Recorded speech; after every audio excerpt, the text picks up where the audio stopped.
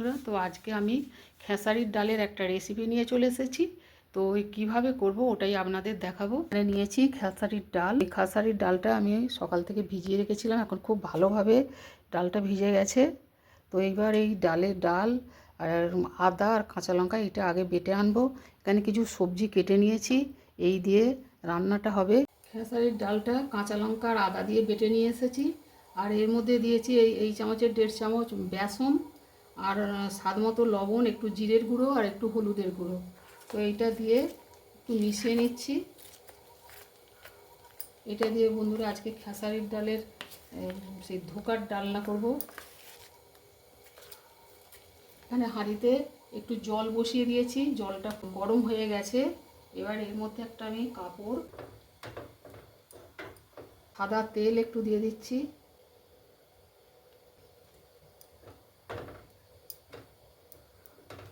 তেল হাফ করে এর মধ্যে একটু দিয়ে দিলাম, তেল দিয়েছি। এবার এটা ভালো করে মাখিয়ে নিচ্ছি। এবার এইটা এর মধ্যে এই যে এরকম ভাবে দিয়ে দেবো।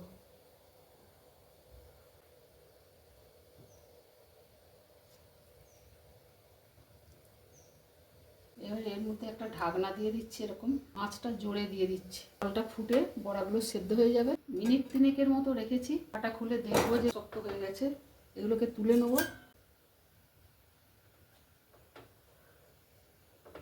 আর যেটুকু আছে এটুকু একটু দিয়ে দেবো।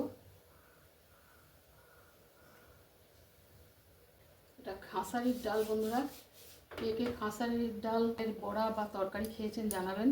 এবার এখানে ঢাকাটা দিয়ে দিচ্ছি, আবার 2-3 মিনিট রাখবো। এদিকে ভাপটা হতে হতে আমি এখানে এদিকের কড়াই তেল বসিয়ে দিয়েছি, এগুলোকে একটু ভেজে নেবো।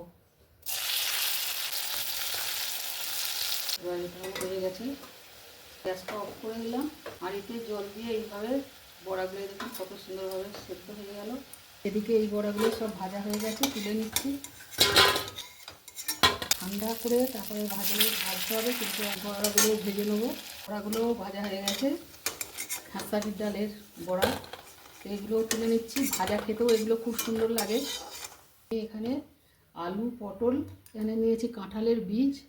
এই দিয়ে ওই খেসারির ডালের বড়ার তরকারি করব। এটা ধোঁকার ডালনা। পটলগুলো ভেজে নেব।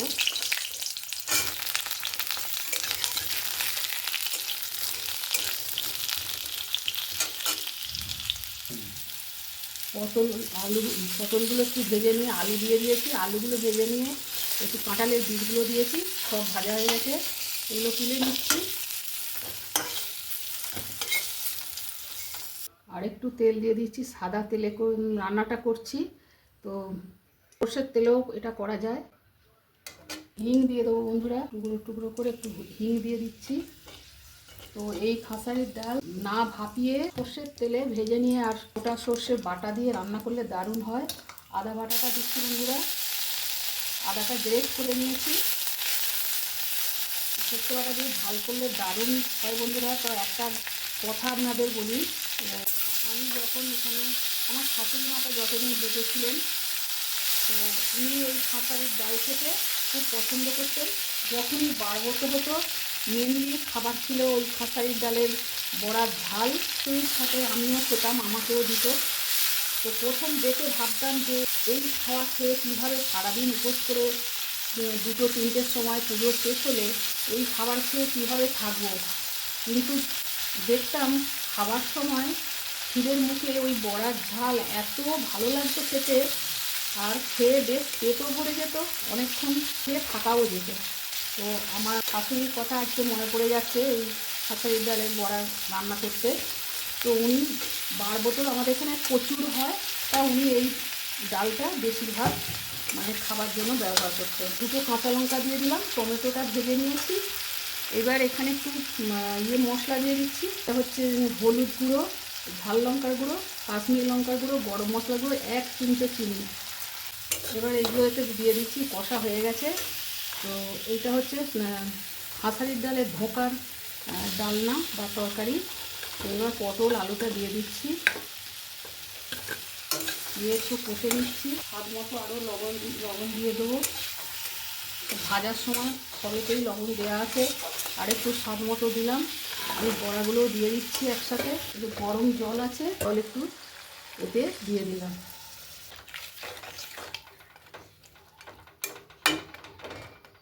আরও একটু জল এতে দিতে হবে। এবার এটা সেদ্ধ হবে বন্ধুরা।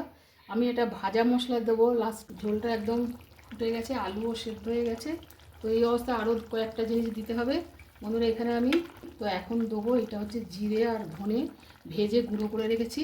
এই ভাজা মশলাটা দিয়ে দিচ্ছি, ধনে জিরে ভাজা ভেজে গুঁড়ো করা। আর দেবো বন্ধুরা একটু এই যে কসুরি মেথি, এটাকেও আমি একটু শুকনো খোলায় নেড়ে রেখেছি। তো এবার দিয়ে দিচ্ছি একটু কসুরি মেথি, একটু ফুটিয়ে নেবো। এটা 2 মিনিট ফুটিয়ে নেবো, মশলাগুলো যাতে সব কিছুর সাথে মিশে যায়। কিছুক্ষণ ফুটিয়ে নিয়েছি। এইবারে দিয়ে দিচ্ছি একটু ঘি, অল্প একটু ঘি দিয়ে এবার তরকারিটা নামিয়ে নেবো। একদম রেডি হয়ে গেল খাসারির ডালের ধোঁকার ডালনা। তো আপনাদের কেমন লাগলো বন্ধুরা অবশ্যই জানাবেন। আর এইভাবে অবশ্যই খেয়ে দেখবেন, নাহলে বুঝতে পারবেন কি করে কতটা ভালো হয়। দারুণ খেতে হয়েছে। আজকের মতো রাখছি বন্ধুরা, আবার আসবো অন্য কোনো ভিডিও নিয়ে। গ্যাসটা অফ করে দিলাম আর তরকারিটা দিয়ে নিচ্ছি। সব সেদ্ধ হয়ে গেছে। পটল দিয়ে আলু দিয়ে এই বড়া ধোকার মতো করে রান্না করলে দারুণ লাগে বন্ধুরা। এই দেখুন কেমন হয়েছে অবশ্যই জানাবেন। আজকের মতো রাখলাম। জয় গুরু, জয় মাতারা।